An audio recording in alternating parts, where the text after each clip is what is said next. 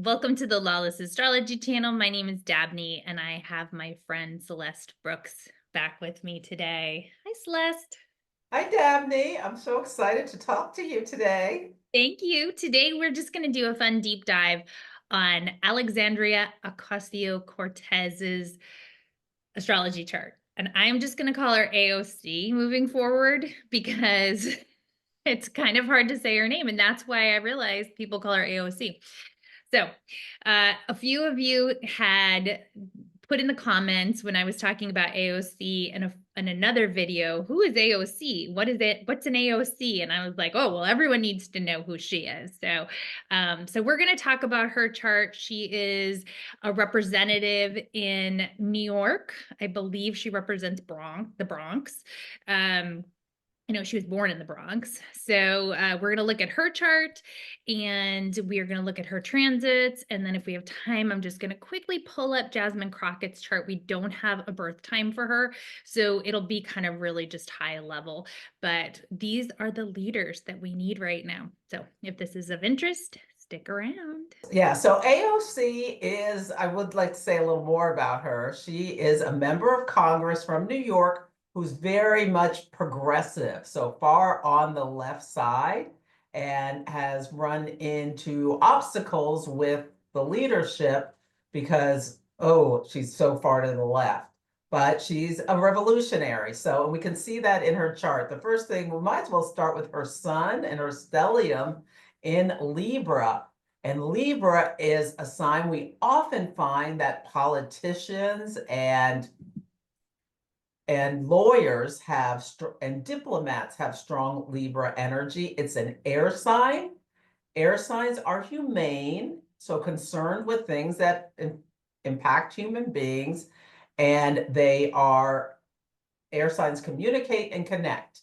And it's really a one-on-one relationship with Libra because and people with strong Libra energy can make you, even if they're talking to a whole room, help you to think they're talking just to you, and dealing with things that concern you directly. And that's how they can get people to be wanting to unite with them. And Venus is the planet that rules the sign of Libra. So that would be the first thing I would say about her. It makes total sense that she is a congressperson and someone who advocates for her constituents. Yep. So I appreciate you kind of running a little bit of background on AOC. One of the reasons that I like her so much is because she's pretty fierce. She is an excellent communicator, and we'll get to that in a minute. But the truth of the matter is she is somebody that she's in the Bernie Sanders wing of the party. We say that she's so far to the left, but she's really not. She's really just for the people. She is bringing up, the Democrats really have moved to the right over the years, and the Republicans have moved to the far right. So there was a time where she would have been considered much more centrist than she is considered today. But in the context of what we're dealing with, she is much more aligned, though, with like Elizabeth Warren and Bernie Sanders, and people, kind of try to paint her as someone who's an extremist, but she's very intelligent. She's not extreme. She was part of a freshman class in 2018 of new representatives with people like Talib and I forget who some of the other people are, but there was 4 women and they called them the squad. Yeah, Presley, Tlaib, and The one who's actually like the leader of their caucus, which I I always know, I can't think of her name. Jamal She's from Jamalia. Michigan. Yeah, anyway, forgive us. But that goes to show who's the memorable one out of the group, the one that has the press chops, the one who is out front leading the way in a lot of ways, even though she may be aligned politically with some of these other women. And I know that the one, the way forgetting her name, she is the one who is actually the leader of their caucus. But out up Yeah, front, they're called the Squad. Right, the squad. And out in the 10th house is where you shine. It's like that's your career, is what the 10th house represents. And she has her sun conjunct Mars. So not only is it in Libra, which is like Celeste said, is about justice, is about balance, is about fairness, but it's also about diplomacy. And the dark side of Libra is, getting your way, figuring out a way to manipulate situations and figuring out the ins and outs. Putin is a Libra, which, we always think of Libra as this justice sign, but they can be fierce. It's a cardinal sign. So they have a way of kind of figuring out the ways to get around things. So they can be of a very political mind. And we have it in the 10th house, so out in front. And with that sun conjunct Mars, she is a fierce leader. So, Mars is the warrior energy. It's someone who doesn't back down. So, and that's something that we need right now. We've been, if you are progressive or in the Democratic Party or liberal in any way, obviously you've been somewhat dismayed by everything that's happening. And at least in the first week or two, there was a real vacuum of leadership on the Democratic side. And she stepped forward and she did an Instagram live that gave people some meaning and gave people some hope during this time and said, no, we are fighting back. We are not just letting this happen. But she was the only one out there that I saw, besides Jasmine Crockett, saying anything in those first couple weeks. And now more and more people are saying something, but I think they were just yeah, whatever They reason. were I'm all not on their breaks and they're so used to the way things are done. And so then let's swing down to her. Oh, wait, there's more about the Libra. So she All also right. has, Okay. at 17, Libra is an asteroid, Juno, and it's the asteroid of partnership. And that speaks to her, that asteroid, Juno and Mars and the sun, their energy is so fused, and that's like the squad. I mean, she's the brightest star in this collaboration of these women who joined at the same time. She was also one of the youngest ones. So she is a trailblazer, who speaks to her Aries moon. Yes. She's Well, got and her also, since you're bringing the asteroids in, I just want to also say with Juno and Lilith there, she's not afraid to take on the patriarchy. Juno was Zeus's wife, correct? And yes, so his Juno aggrieved wife. He was constantly cheating on her and da da da da and telling lies. So she knows how to take care of herself. Like she's been through the ringer. And so she's not about to let, people abuse her or walk over her with it sitting between her Mars and her sun in that 10th house. She's been somebody that, especially when she came in the beginning, she was young, attractive, she was sort of a novelty in some ways to them. They picked on her and they thought they had her and they posted a video of her dancing around when she was young, like it was going to be damaging. And so she turned it back around on them and posted a picture of her dancing in Congress. And so, by her office and kind of was like, no, we're not going to play this game. And so, she's definitely been the focus of some pretty harsh attacks, but she stays strong. And she's got Lilith there. So she is somebody who is not going to allow the men in her orbit to tell her how things have to be. She's going to fight back and she's going to take on a role as a protectress of women and children and those who may be somewhat put down by the patriarchy. And yeah, Lilith was Adam's first wife who would not be subservient and lay under him and was demonized for it and kicked out or left the Garden of Eden and then was just going to pull a rib out of him for the next one. That didn't We're work gonna very get well so either. many comments on this, Celeste. So all of you haters out there, we see you. We're just gonna delete your comments. So anyway, we'll keep going on, but all right, now in the vein of warrior energy, now we have her third house, moon in Aries. And So I have an Aries moon as well, and it's cardinal as well. Cardinal initiating energy. It's a fire sign. It's independent, fierce, a pioneer, like doing things a unique in different ways. And she had a live or a town hall or something where there were people who voted for her and the current president, and she wanted to know why, because they're different parties. They are like not aligned at all in their ethics or approach, and but they both bucked the system. So anyway, she wanted to know how this happened and wanted to learn more, and welcomed feedback to help her make her next moves and her next strategy.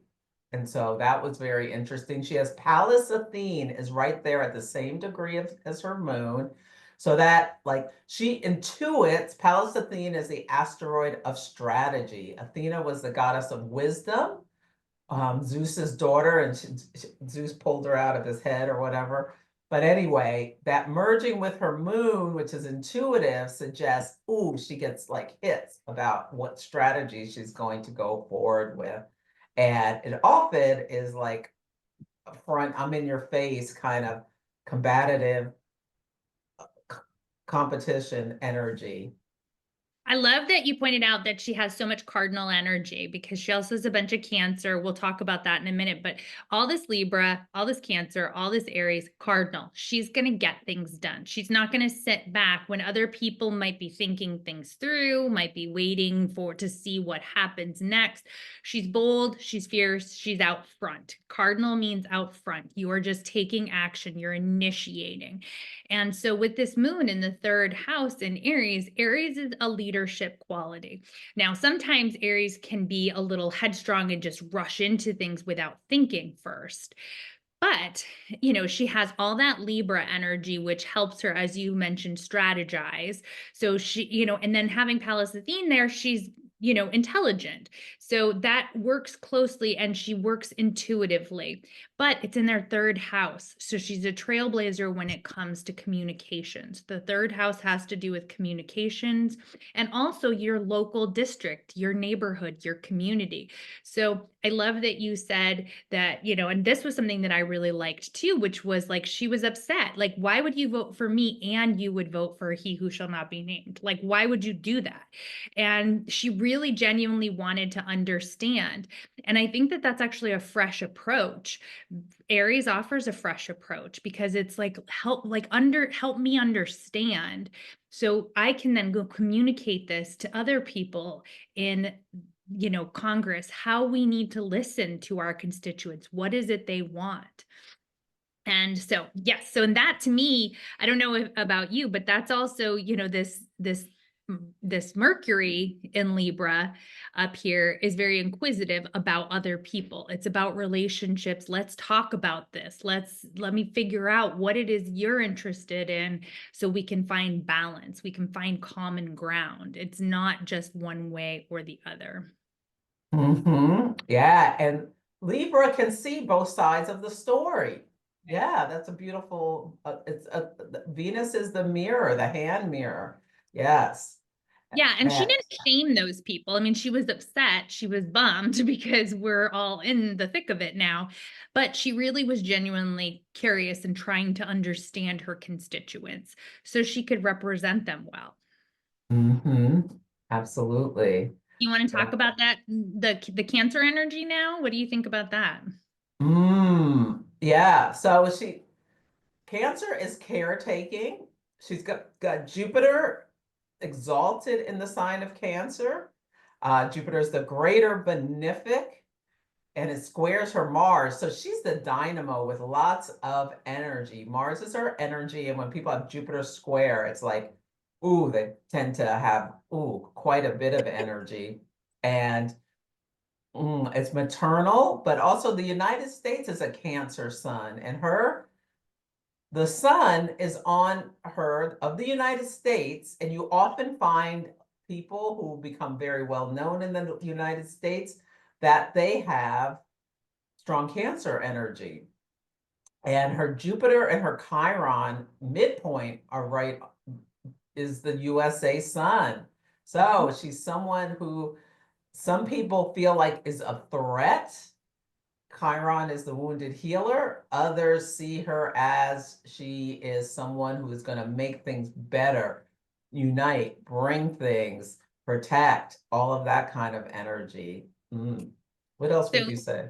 yeah, I would definitely say that, she has a wound around nurturing Oh, something, that's the Chiron. And so it makes her more empathetic, as she gets older and has more authority and understands her own wounds around nurturing and being cared for. I think that that's where she taps into intuitively where other people need to be cared for.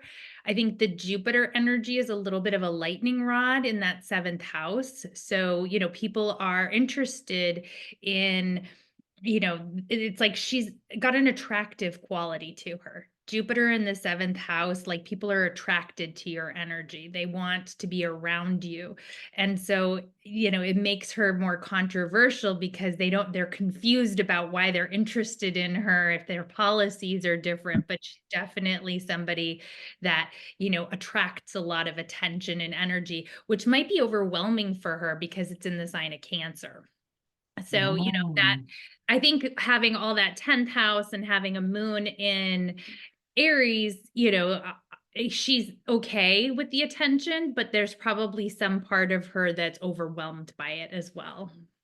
Oh, I'm sure it can be really overwhelming, especially when people are attacking her for things or calling her stupid. This is what like, there's been a lot of real sexist nastiness aimed at her, like, and calling her these like mental midget men, calling her Oh yeah, stupid and like they're whatnot. constantly calling her stupid, even though there is absolutely no basis for that.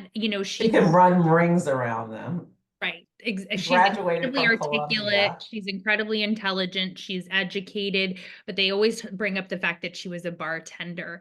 And, she also was an intern for some powerful leadership in Congress. And so she had the background, but at the time that she was elected, she just happened to be waiting tables. And so they just kind of act like she is an uneducated moron, which is frankly a lot of projection. But Absolute projection. And a bartender, Jupiter and Cancer. That's that's right, literally. taking care of other people, listening to their stories. And, I think she's talked a little bit about that's where she got motivated to actually run was by talking to people and listening to them and hearing their stories and caring. Genuine caring is what Cancer is all about. And Circe's there, if we're talking about asteroids, Circe's is the provider and the protectress of the land. That's, the wheat, our crops. So it's about making sure that You our mean series? Ceres, yeah, did I say something different? I'm sorry. Cersei. Oh, Ceres, thank you. No problem. Yeah, Yes. Ceres was Persephone's mother, and Persephone was stolen and taken back down to hell by Pluto, and she stopped and she let everything die before She wanted her she daughter back. She was like, I'm wanted not her taking daughter her. back. So people were starving, and then I think it was Mercury was sent to negotiate with her and they negotiated her daughter could be back half the year and then not the other half of the year. And it was about a story about the seasons of the year, the myth. But what's happened in Congress, so she said this yesterday as we were moving towards the full moon. She said that the Democrats, that the Republicans have the House and the Senate. It's up to them to get the votes in order to pass their agenda. So they are going to have to make concessions with the Democratic Party because they don't have a big enough majority to just run everything through. in order to move things forward. So she kind of took that series and put people on notice yesterday that it was not going to be a cakewalk. And the lunar eclipse on March 13th is in the sign of Virgo, and it's the government may be shutting down, so we need to be aware of that. Okay. All right. We'll pull up the transit chart shortly for her. But really quickly, just a couple other quick things before we pull up this transit chart. All of that Capricorn is cardinal too. So basically, like other than her nodes and her rising sign, most everything in her chart is very cardinal. So this woman just came here. She's not playing around. She is here to get things done. And she's kind of got like all the bases covered, like, relationship, home and family, individual, and then also, this big first house, Uranus in Capricorn, Saturn in Capricorn, Neptune in Capricorn. These are all anything in the first house is very important in your chart.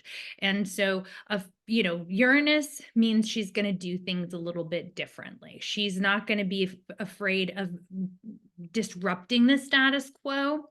But she also has Saturn here. So there's a part of her that's like, I'm going to disrupt things and I'm going to work within the system. I'm going to figure out a way to do both. And then Neptune, I'm going to believe that change is possible. There's kind of this optimism. Neptune doesn't love to jive with Capricorn, I don't feel like. It seems like strange bedfellows, but I think there's a strong belief in humanity and a belief in herself. That's what we get with that first house stellium. Anything that you would add to that? And that's the 1989 people. They all have that Capricorn stack, it's called, those three planets together in different houses. But yeah, these people who are, I don't know how old they are now. Are they around 36, No, 7, yeah, whatever? no, I'm it's like terrible. 40, right? Anyway, yeah, Yeah, we're they're, bad at it. yeah. At least I am. I know, I'm terrible at just doing math on On the the cuff. fly, I'm terrible. Okay, you keep talking. I'll write it out here. And like there are many people from this generation who have like who kind of do things their own way. And like Taylor Swift is one, and I'm sure a lot of these other, what do you call them, influencers in different ways have this stack. And oh, it's like I want to break this, change the status quo, but I'm working within the system and I'm believe there can be a better future. I love how you said that. Said that, Dabney. No matter what side of whatever they're on, that can be how they use that energy, and you'll see it more prominently in people who have this stack in the first, 7th, or 10th house, because those are angular and they're out in the public. If it was the 4th, you may not be able to see it because it's under the horizon. Those are Yeah. the angular houses. Yeah, so it's almost like there is something with her being a voice of her generation to some degree. Like you said, that stack is that 1989 people. So she is symbolic because it's in her first house. She represents those people. And one thing that we didn't talk about before we go on is She's her. 35. Okay, yeah, that's what I was. Yeah, I was 35 or 36. So her rising sign is Sagittarius. So as someone with a Sagittarius rising sign, I can tell you they have a big mouth. They are happy to go out and say what needs to be said. They are opinionated and they are willing to stand behind their convictions. That is a Sagittarius rising. They can overwhelm people. But they walk into a room and they want to command the room, and she definitely has that, commanding presence. The ruler of her sign, her chart is Jupiter, and what we talked about again, that she has this sense of somebody that will take care of you. That's kind of an energy that she projects. And you also, do you feel like you would be friends with her? That's another thing that comes across. Yeah, and that exaltation. So her chart is ruler is Jupiter in Cancer, and it's exalted. So the exalted benefic. So think about how the people raised her up, honor her, give her accolades. That's exaltation. Yep. And so the south node, north node piece of things, there is something that she's been down this road before in politics. This isn't her first go round in leadership. She has a Leo south node. So in past lives or in, just in her DNA in some way, she knows about being important. She knows about being a leader, but it's in this eighth house. So she's also has had to be fearless in a past life because the eighth house is filled with drama and treachery, death, scandal. The eighth house is really anything that requires a tremendous amount of courage. And so in this lifetime, she may have been more of this sort of had to play the political games. What she's being asked in this lifetime to do is to be more representative of the people. So she's asked to come down off the throne and be amongst the people. That is the Aquarian North Node, to have a far-reaching vision that is humanitarian, that protects other people, that isn't just all about herself or the internal drama of politics. So, yeah, and to have a new vision, something that really has to do with this, the ruler of her North Node is this Uranus and Capricorn in the first house. So it's about breaking norms and being responsible, having integrity. And like, I think that is like, if that whole stack was like everyone born in 1989, I think there is something about her representing the people. Oh, so I just wanted to say the squad members, so we Okay. don't forget. So she is one of the founding squad members. Ilhan Omar is the one we couldn't remember.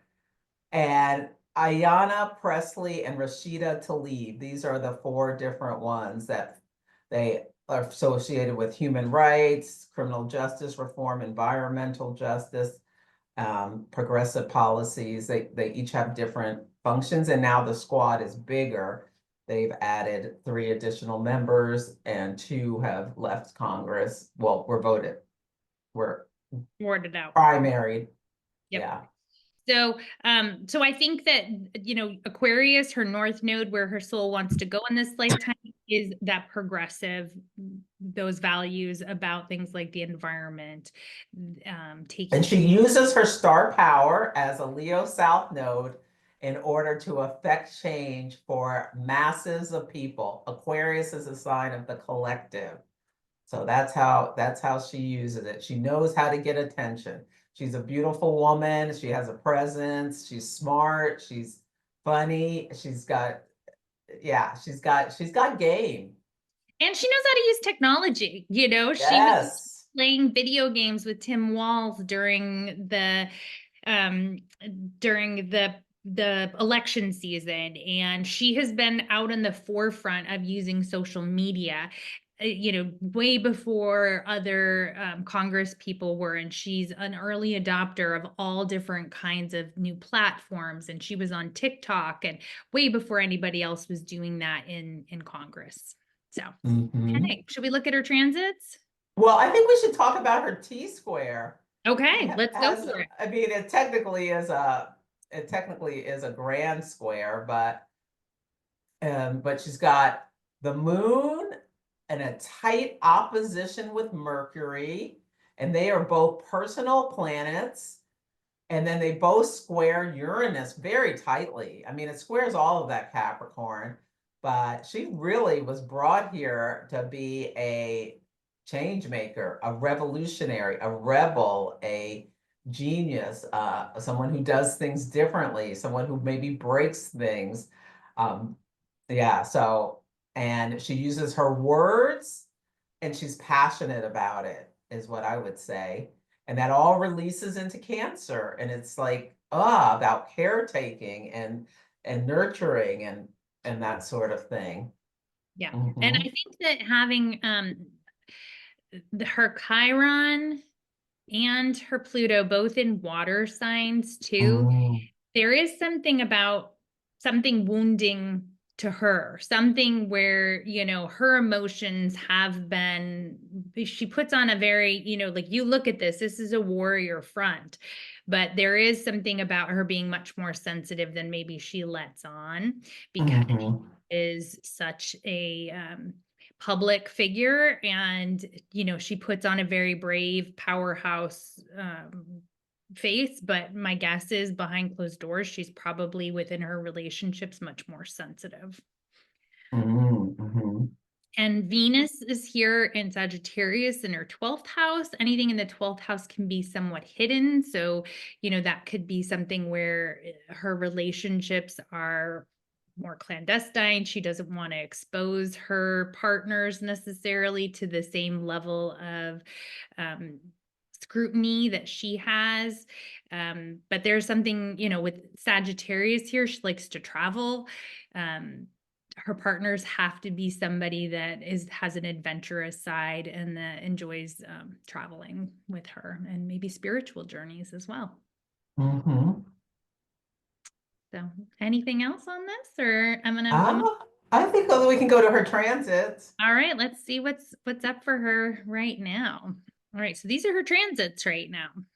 Yeah, and I thought it was so interesting because we are doing this actually, the moon is now at like 27 or so, but we're doing this on the day of the Leo full moon at 24 degrees of Leo, and we did not plan this, like, oh, let's do it when the yo, it just makes sense that we're talking about her where there's a full moon that is across her nodes. The moon is on her south node, the sun on her north node, and the sun, Ceres, and Mercury are all there. And she communicated about the plan to it's not going to just be a cakewalk. You're going to have to find some way to consensus if you want to get your agenda across, because yeah, we're willing to hold the line, essentially is what she said under the scenes. And all of that squares not her, but squares transit Uranus. This full moon is very Uranian. Yeah, so she's one to watch. Will there be more powerful statements from her for the next week? I think she needs to be extra mindful of her security over the next 2 weeks with the full moon as well across her nodes. But there's something karmic going on right now. Well, maybe she'll rise in some way. Mm, It doesn't look like an easy time for her with that Mars. stressful. Yeah, it looks like somewhat stressful with the Mars, like right on her Chiron. And, as we've talked about, and if you watch other astrologers, you know that this Mars retrograde has been going on for a very long time. Mars doesn't like to be in Cancer, and it's been very stressful for the country in general and the world.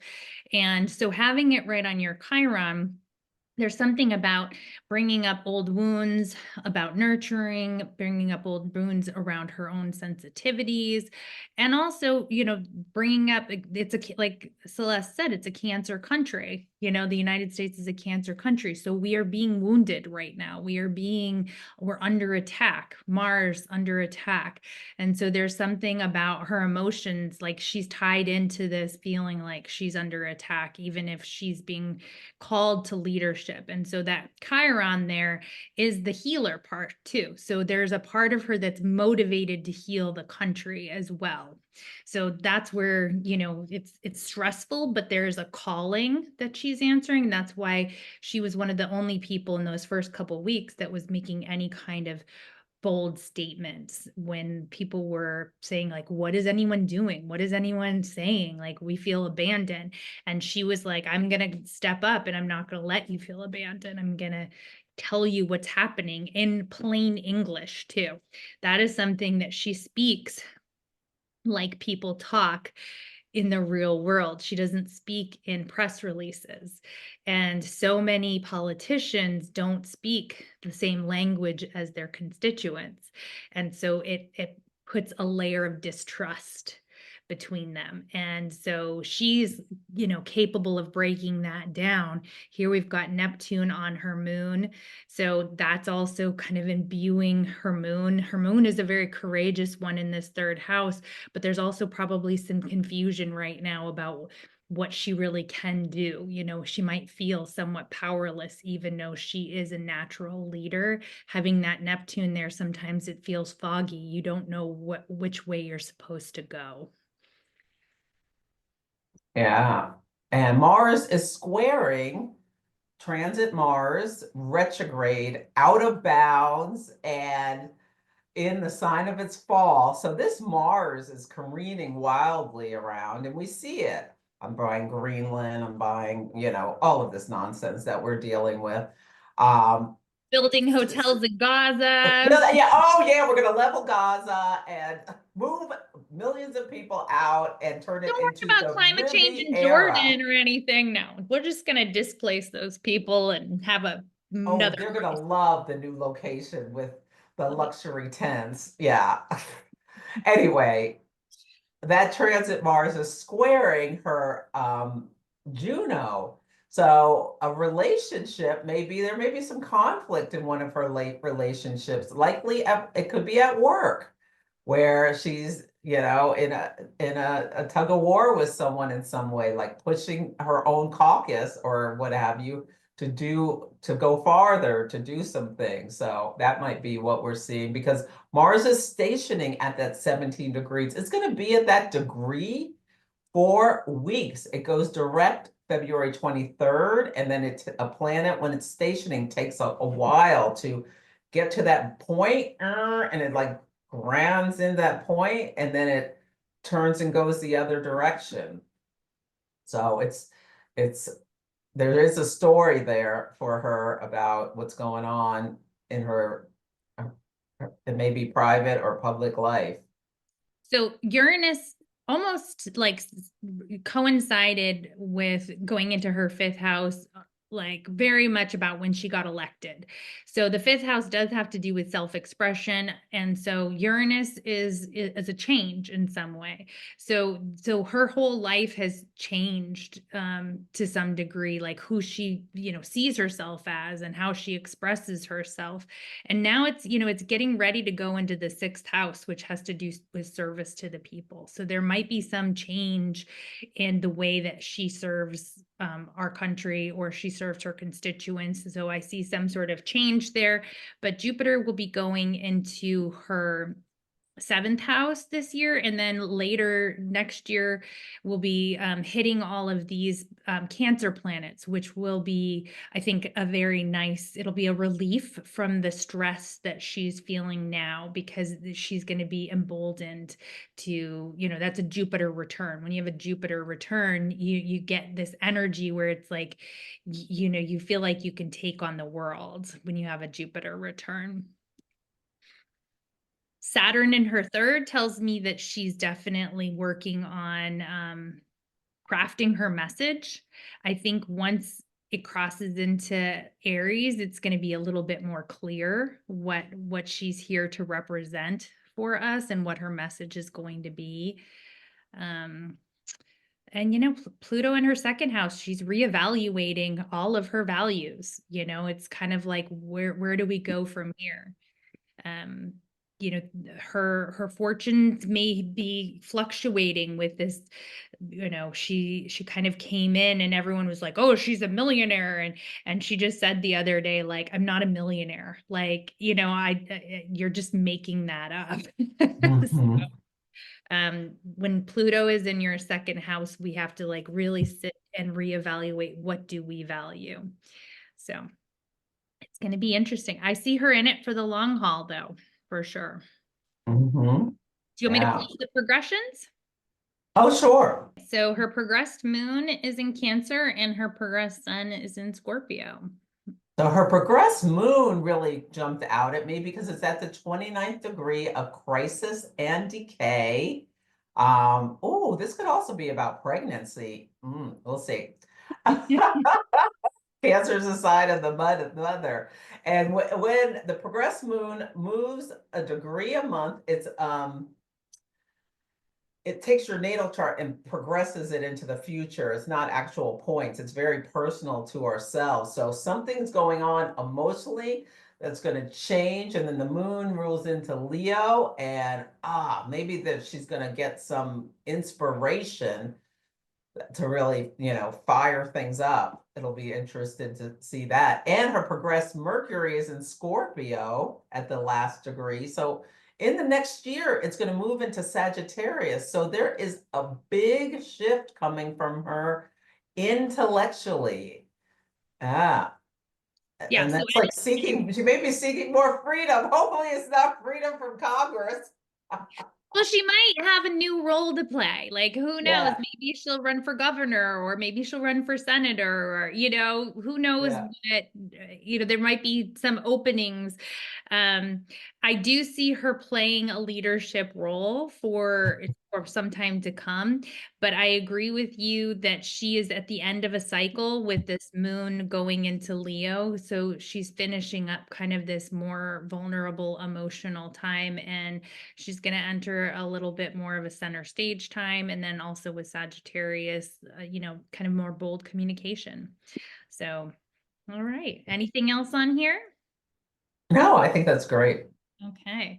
All right. So I just briefly, I didn't want to make this too long, but I did want to quickly pull up because we cannot forget the other emerging star that is Jasmine Crockett. And the reason I didn't put her on the thumbnail and didn't say, we're going to be doing her chart all is because we don't have a birth time. And so we can extrapolate a lot of things, but we don't have the correct houses. So this is just set for noon. But one of the things that I did want to say is she does have a stellium in Aries. So again, we have someone who is a fierce leader. Again, just like AOC, the Mars is conjunct the sun. She's a warrior. She's not going to back down. And she's got Venus there. So that brings in kind of some of that Libra energy where she's a politician. She's, and this is in the ninth house. So, well, actually, we don't know if it's in the ninth house. Scrap that because we don't know her houses. But it brings that same political energy because it's ruled by Libra. So she understands relationships, but she understands how to be one tough cookie. And then her moon, we do know it is in Capricorn because that whole day it's in Capricorn. So even though we don't have the exact time of birth, we do know that her moon is in the sign of Capricorn. And Capricorn is ambitious. It is, it doesn't back down. It's more, it's again cardinal. So here we have another person who is very cardinal. Check that out, where she's got 3 planets here in Aries. She's got her moon in Capricorn, and then all this Libra down here. So we also have another action-oriented cardinal person. And we've got the flip with her on the nodes. So her north node is in Leo and her south node is in Aquarius. So she's bringing in more of that energy of power to the people. And she's coming forth with a little bit more like, I deserve to be royalty. I deserve to be respected. I deserve, a bit of the center stage as well. But she's bringing in kind of some of that energy of feeling like an outsider in her past and knowing what that feels like. Any quick read from you, Celeste? Or Well, she has Uranus at the 29th degree in Scorpio, a degree of height of crisis and decay. And there means there was some kind of story in her life. And apparently she in college was subjected to hate crimes. This is what it says on Wikipedia. And as a result, decided to become a lawyer. So Scorpio can be like this viciousness and the hate crimes. And Uranus, it awakened her to the fact that, ooh, I need to do something with my life so that other people don't have to suffer this kind of treatment that I have. And oh, she means business with that Capricorn moon. She's going to stand on her business and oh, Aries she's and Capricorn combo is a fierce combo. Like we don't mhm, know what her rising sign is. I actually wouldn't be surprised if her rising sign was Cancer because she does have a softness to her that comes, mhm. but that could Yeah. be the Mercury and Pisces. Like she has kind of a way to connect with people. Like when she says these kind of fierce truths, there's an empathy behind it. There's something very like she knows how to connect to your emotions and get through that way. At least I find that. Yeah, and she's very collect. Like her speech is she might have an air sign or a Leo rising. I don't know, because when I she can see the took Leo out rising for Marjorie sure. Taylor Greene with that beach blonde, bad built butch body comment, that was so. I mean, that is like taking a bazooka to a knife fight when they have that conflict in Congress. Well, and that's the thing. That's the sort of warrior energy we need right now. I think these two women embody the kind of leadership and the style that we need I because bet Marjorie Taylor Greene won't ever say another thing to her out of disrespectful thing to her again.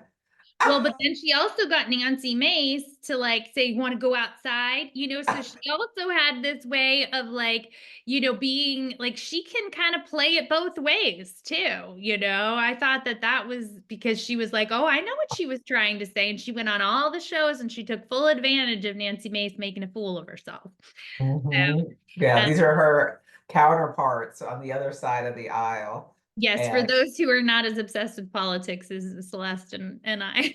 yes, yeah, yeah, she's got a very creative way of talking. She's poetic. Yes. Mhm. And Yeah. she's having an eclipse on her Sun Mars, that whole combo in her, wherever it is in her chart. We don't know which house because I don't have the we exact don't have her time. birth time, but the solar eclipse on March 29th is really impacting her chart. What new start is coming for her? Mm. What do you always think? So I always think it's interesting when there is a Jupiter Saturn conjunction Hmm. because Jupiter Yes. expands things and Saturn contracts things. And so in some ways it's really nice because it balances one another out. But then in other ways, it's almost like this tug of war between the two energies. It's like you can never let yourself just let your hair totally hang down, kind of. Right. There's this fight between just Like you really always have to enjoying be something somewhat and controlled, right? Like there's mhm. there's not like one area of her chart where it's like lets it all hang out. Yeah, exactly. It's or like just gets unfettered luck. Like there's something that there's always a lesson attached to it, or, she's always got to have, maybe, and that's also the drive that forces her. Like it was kind of like what you said about having something really challenging in college that then kind of propelled her to have the confidence in herself to make a difference in the world. And so maybe that's part of that Jupiter Saturn conjunction. So, And I can find it interesting. She has her sun, her identity, and her light in between Venus and Mars. yeah. So that yeah. So and in Aries, her Mars is at home and her Venus is in detriment. So that's a really interesting combination where, oh, she's a fighter, but she is just like, but a different, yeah, just like AOC, they both have this axis, but yeah, their sons are in opposite signs. And do they ever collaborate on things or? I don't know. I've never seen them together, but that doesn't, I'm sure that they have mutual respect for one another. The one last thing I was also going to say, it looks like her Venus is opposing to the degree her Saturn. So that could be some struggles in relationships. It could also be where that's something that she has to master in this lifetime. Like this is Mhm. part of her life's work, is to be somebody who can be responsible and responsive to other people. And, instead of that Aries can be temperamental and fly off the handle. And so that Saturn is grounding her back and saying, like, watch. watch how you do it, like it kind of is just like anchoring her back and not just like going headstrong, risk taking, going forward. So that Saturn might, be that maturing that she needs. And if it was just the Jupiter opposing, then, that could really be that sort of bold person that just says and does whatever she wants. And the Saturn kind of keeps her in place. So. Mm. All right. Well, thank you for looking at this with me, Celeste. So, Oh, it was my pleasure. yeah, which is something kind of fun. We know that we're obviously, fans of these women, but I think it's important to focus on the leaders that we want right now. We want more of these kind of women. We want more of these leaders who will stand up. Someone was like, well, why don't you do Musk's chart? And I was like, I just don't want to give him any more attention. I would Mm, rather put my energy into supporting people that I feel like have my back versus people that I feel are tearing our country down. So, mm, all right. mhm.